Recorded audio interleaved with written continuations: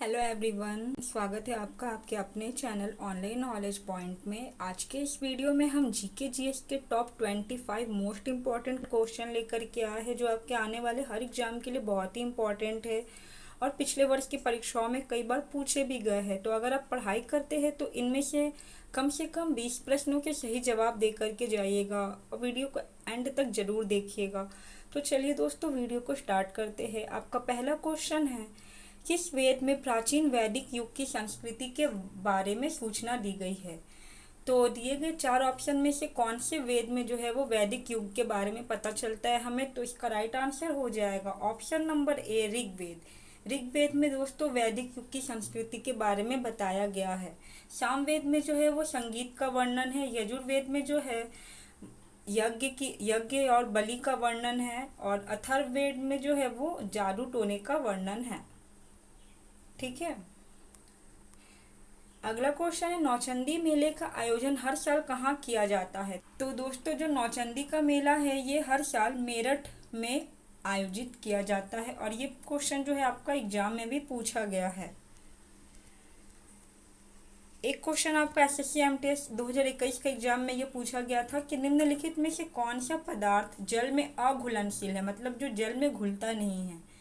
तो दिए गए ऑप्शन में आपका राइट आंसर क्या हो जाएगा? Option number D, chalk powder जो है वो जल में नहीं घुलता है। ठीक है। इसके अलावा दूध, चीनी, नमक सभी जल में घुलनशील है।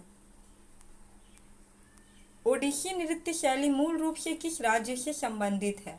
तो दोस्तों, ये जो नृत्य शैली है ये मुख्य रूप से ओडिशा राज्य की नृत्य शैली है। तो आपका ऑप्शन नंबर ए, ओडिशा जो है वो राइट आंसर हो जाएगा। तमिलनाडु का क्लासिकल डांस है दोस्तों भरतनाट्यम। केरल के 2 क्लासिकल डांस है, मोहिनी अट्टम और कथकली। और आंध्र प्रदेश का है कुचिपुड़ी। तो आप ये भी याद रखिएगा दोस्तों। आपको हर वीडियो में ऐसे ही क्वेश्चन के अलावा एडिशनल जो जानकारी है वो भी मिलती रहेगी। तो अगर आपको पढ़ाने का तरीका पसंद आ रहा है तो प्लीज़ वीडियो को लाइक कर दो, चैनल को सब्सक्राइब कर दे। अगला प्रश्न है, भारतीय संविधान में भारतीय नागरिकों के कितने मौलिक कर्तव्य है? तो इसका राइट आंसर हो जाएगा आपका ऑप्शन नंबर डी, 11। जो हमारे जो मौलिक कर्तव्य है उसकी संख्या 11 है। और आप ये भी याद रखिएगा कि जब हमारा भारतीय संविधान जब तैयार हुआ था उस समय संविधान में एक भी मूल कर्तव्य नहीं थे। ठीक है। इन्हें जो है वो जोड़ा गया था। कब जोड़ा गया था? तो आप ये भी याद रखिएगा, जो हमारा 1976 में जो 42वां संविधान संशोधन हुआ था उसमें केवल 10 मौलिक कर्तव्य को ही जोड़ा गया था। इसके अलावा जो आपका 86वां संविधान संशोधन हुआ था उसमें जो है आपका एक और मौलिक जो कर्तव्य है उन्हें जोड़ा गया था। तो अब हमारे संविधान में वर्तमान में कुल 11 मौलिक कर्तव्य है। तो ये थे इससे जुड़े कुछ इम्पोर्टेंट पॉइंट। अगला क्वेश्चन है, भारत में राष्ट्रीय आय की गणना किसके द्वारा की जाती है? तो इसका राइट आंसर हो जाएगा जो हमारा केंद्रीय सांख्यिकी संगठन है। ठीक है। Option number D. ठीक है। वो जो है भारत में राष्ट्रीय आय की गणना करता है।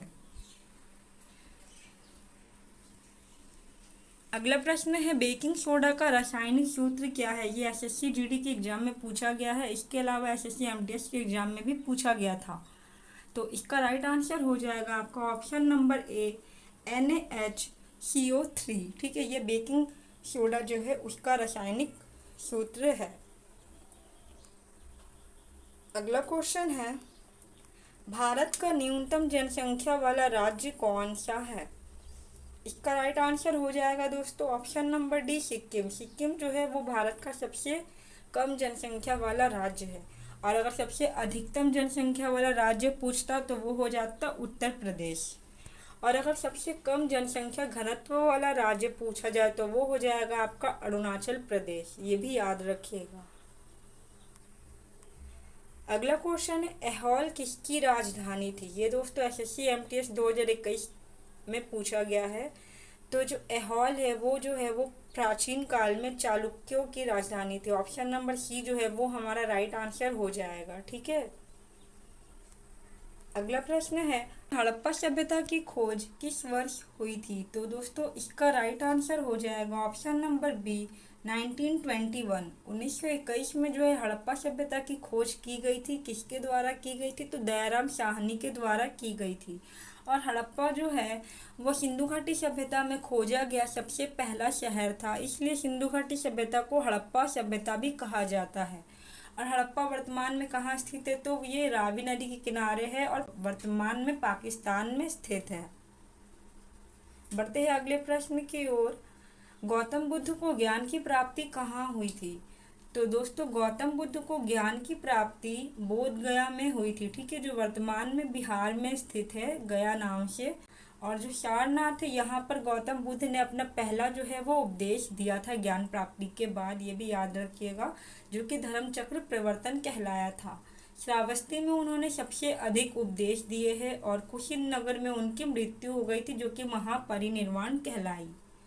तो ये सारे जो है एडिशनल इन्फॉर्मेशन थे, आप लोग अगर हो सके तो एक जगह नोट कर लीजिएगा। अगला प्रश्न है, निम्नलिखित में कौन सी भारतीय रेगिस्तान की एकमात्र बड़ी नदी है? तो इसका राइट आंसर हो जाएगा ऑप्शन नंबर बी, लूनी नदी, ठीक है, ये भारत के रेगिस्तान की एकमात्र बड़ी नदी है।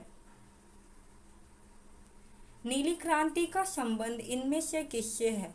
तो जो नीली क्रांति है, ब्लू रेवोल्यूशन, वो जुड़ी थी दोस्तों आपके मत्स्य पालन से, ठीक है, मछलियों के पालन से ये जुड़ी थी। तो राइट आंसर ऑप्शन नंबर ए हो जाएगा। और जो ऑप्शन नंबर डी है, दुग्ध उत्पादन, ये जुड़ा था आपका इससे श्वेत क्रांति यानी कि व्हाइट रेवोल्यूशन। शेरशाह का मकबरा कहाँ स्थित है? तो दोस्तों इसका राइट आंसर हो जाएगा ऑप्शन नंबर बी, सासाराम, जो कि बिहार में है, ठीक है। तो शेरशाह का मकबरा सासाराम बिहार में स्थित है। और शेरशाह के बचपन का नाम था फरीद खान। और इसके जो है लड़े गए दो जो है प्रमुख युद्ध है, एक है बैटल ऑफ चौसा, ठीक है, चौसा का युद्ध जो कि 1539 में हुआ था, ठीक है, जिसमें इसने हुमायूं को हराया था। और दूसरा है बैटल ऑफ कन्नौज या फिर बिलग्राम का युद्ध जो 1540 में हुआ था।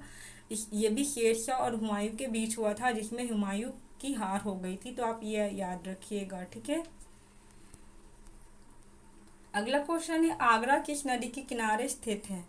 तो इसका राइट आंसर हो जाएगा option number C, Yamuna. Agra जो है वो यमुना नदी के किनारे स्थित है। गुलाम वंश के शासक गयासुद्दीन बलबन ने कौन सी उपाधि धारण की थी? तो जो गयासुद्दीन बलबन है दोस्तों, उसने जो है एक उपाधि धारण की थी, वो थी जिले इलाही की, ठीक है। वो स्वयं को जो है भगवान की छाया समझता था। और इसने जो है नवरोज त्योहार की शुरुआत भी बलबन ने की थी, ठीक है, नवरोज त्योहार की शुरुआत। और इसने ही सिजदा नामक प्रणाली की भी शुरुआत की थी, सिजदा और पैबस। और यह बहुत ही स्ट्रिक्ट रूलर था, इसके दरबार में हंसना भी मना था, ये भी याद रखिएगा। भारत में किस राज्य में अधिकतम वन क्षेत्र है? तो जिस राज्य में सबसे अधिक जंगल है वो राज्य आपका है ऑप्शन नंबर ए, मध्य प्रदेश, ठीक है, याद रखिएगा। निम्नलिखित में से क्या कृत्रिम पारिस्थितिक तंत्र का उदाहरण है?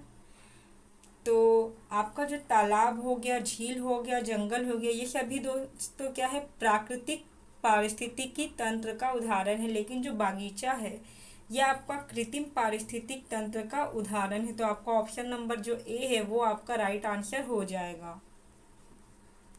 कोणार्क नृत्य उत्सव भारत के किस राज्य में मनाया जाता है? तो जो कोणार्क नृत्य उत्सव है ये कोणार्क सूर्य मंदिर जो है वहाँ पर होता है। तो इसका राइट आंसर हो जाएगा ऑप्शन नंबर बी, ओडिशा, ठीक है, ये जो है ओडिशा राज्य में ये मनाया जाता है। शिव कुमार शर्मा का नाम किस वाद्य यंत्र से जुड़ा है? मोस्ट इम्पॉर्टेंट क्वेश्चन है दोस्तों, हर परीक्षा में ये क्वेश्चन पूछा ही जाता है। तो जो शिव कुमार शर्मा है वो प्रसिद्ध है किस लिए? ये एक प्रसिद्ध संतूर वादक है। ऑप्शन नंबर सी जो है वो हमारा राइट आंसर हो जाएगा। अगला प्रश्न है, मनसबदारी प्रणाली की शुरुआत किसने की थी? तो इसकी शुरुआत जो है वो की थी किसने? तो option number B, Akbar. Akbar ने जो है भारत में मनसबदारी प्रणाली की शुरुआत की थी। और ये प्रणाली उसने कहाँ से ली थी? तो मंगोलिया से ली थी। खजुराहो के मंदिर किस राज्य में स्थित है? तो दोस्तों ये आपके है option number B, Madhya Pradesh के छतरपुर में ये मंदिर जो है ये स्थित है। और इसके अंदर एक बहुत ही फेमस मंदिर है महादेव कंदरिया का मंदिर, ठीक है, ये भी याद रखिएगा। आराम हराम है का नारा किसने दिया था?